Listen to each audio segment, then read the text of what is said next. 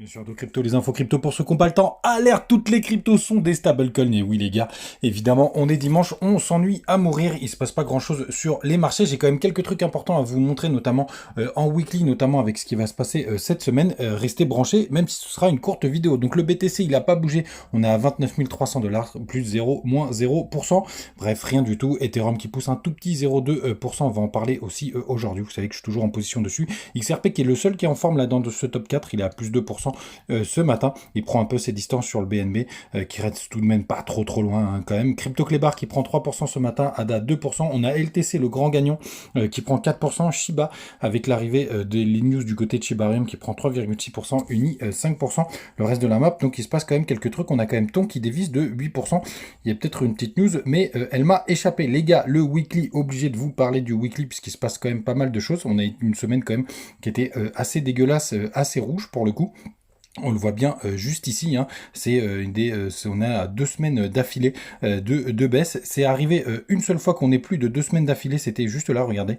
C'était donc en mars 2023. Depuis, on n'a jamais eu de bougie rouge d'affilée en weekly, les gars. Donc on va voir, est-ce qu'on va en faire une troisième et égaler le mois de mars. Mais pour l'instant, les gars, on tient une zone très importante qui est les 0,382, qui est vers les 29 000 $. C'est important qu'on la tienne. Du côté du RSI, on n'a pas de grandes informations, hein, sauf peut-être le retest de ces trois petits points ici. Ah, sur remarque, on peut considérer qu'il y a un petit support. On va d'ailleurs le mettre juste là. Hop, cette petite ligne horizontale, donc on est quand même sur une zone, pourquoi pas de rebond en weekly. Il faudra bien entendu attendre la clôture, les gars. Et du côté du MACD, ce que je voulais montrer, il faudra le surveiller. Alors ça arrive pas mal de fois qu'on ait des faux signaux, mais on pourrait s'apprêter à croiser dans les prochaines semaines. Donc bien surveiller cette partie-là, les gars.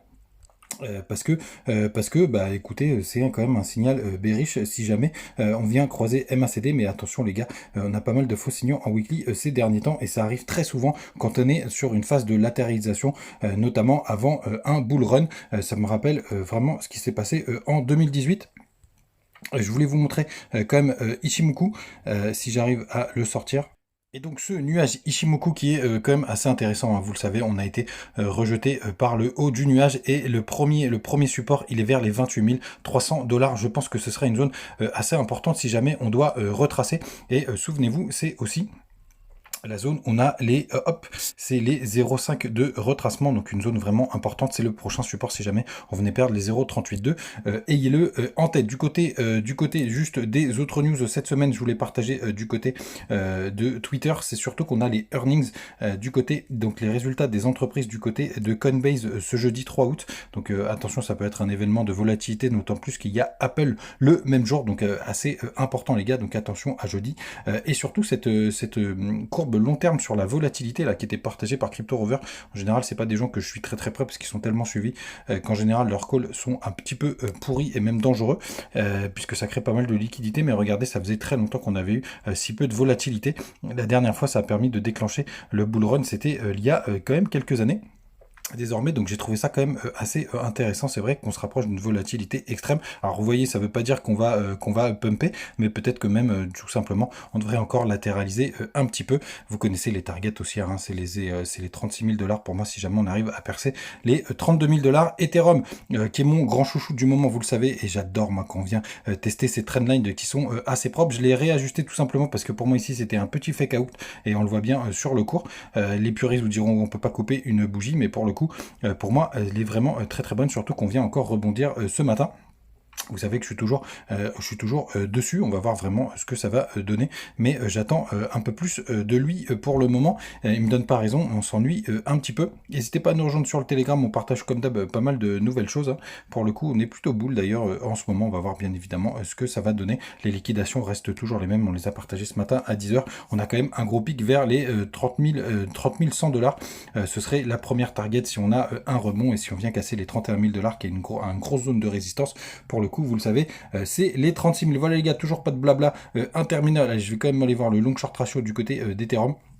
parce que j'ai vu quand même qu'il y avait quelques longueurs qui étaient rentrées, donc attention les gars, mais on reste toujours en majorité de longues de toute façon, puisqu'hier j'avais un petit peu d'espoir quand j'ai vu ces petits fundings qui étaient négatifs juste là. Je me suis dit que c'était plutôt cool. Bon, allez, je vous rajoute un petit truc parce qu'on me l'a demandé, en commentaire de parler du sand. Donc pour le coup, le sand sur du très long terme, on est sur des zones très très intéressantes, hein, vous le voyez juste ici. On a touché un plus bas vers les 0,33 centimes. On est vraiment sur le bas de range. Alors par contre qu'on se le dise hein, clairement, on est sur une grosse latéralisation, mais on a fait un nouveau plus bas il y a quelques semaines.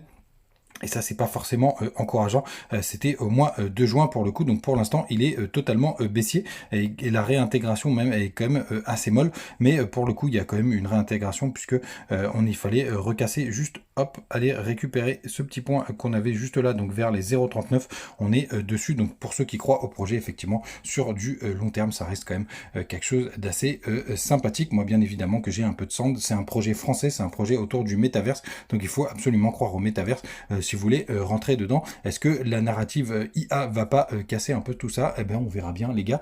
Vous savez tout. N'hésitez pas à me rejoindre aussi sur TikTok, comme d'hab. Je pousse aussi des petites news le soir, même si je ne l'ai pas fait hier soir, parce qu'il était temps d'aller faire un petit tour au resto. Passez une très bonne journée, un très bon dimanche. Et ce soir, allez, je vous trouve une petite news assez sympathique et je vous la partage. Ciao.